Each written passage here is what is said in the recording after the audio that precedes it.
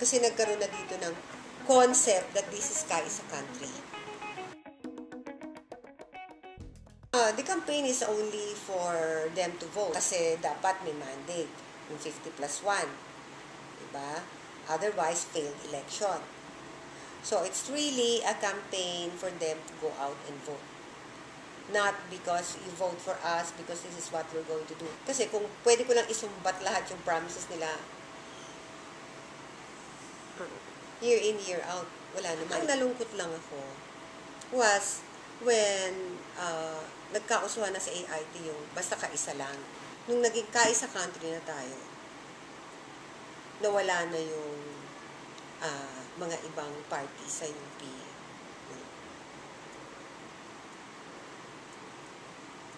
Wala na eh. I like very much Mark David, Mark Brian, Chorba. Pero hindi mo na feel ang council eh. And the faculty are also talking about it. Na yung council eh, you don't feel them. At saka makita mo yung council, they just mingle among themselves. It has become a clique, a subgroup. That is why hindi kami nagbibigay ng Student Leader Award. Because those awards, hindi naman ibig sabihin may ganong category, you always give it. Wala eh. Wala nag-meet nung criteria for us to give. Noong araw, nagbibigay pa kami ng Special Faculty Award. Okay? Over and above the ordinary awards. Wala eh. So, they are a product of the environment eh. Hindi ba? Sigurado sila eh. Kung sino ilagay mo dyan, maboboto yan eh. The students have become very apathetic also. So, sige, you vote year in, year out, kaisa. And then the council comes up, let's say, with, ang project parate is the lantern parade participation. And then do the students help? Hindi din. Do they try to harness, let's say, the orgs to help?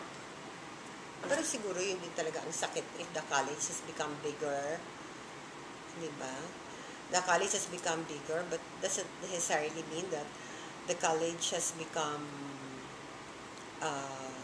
better camaraderie-wise among the students. I wish the students would be more involved. Kasi sa ibang colleges, they take these things seriously. Ano yan eh? It's an exercise for the bigger life ahead. Diba? Eh kung dito, wala na tayong pakialam. Wala rin tayong pakialam ano nangyayari sa Philippines. Now, okay, hindi sila gising, papasok na ang Ayala kasi hindi ba yung previous administration ng UP, sinali tayo sa binenta sa Ayala, kailangan ilaban natin yan. Kailangan tulungan natin si Dean Mena to protect, anytime mag-uumpisa na yan this summer, to protect our interests. So, ito mga to, anong gagawin nila?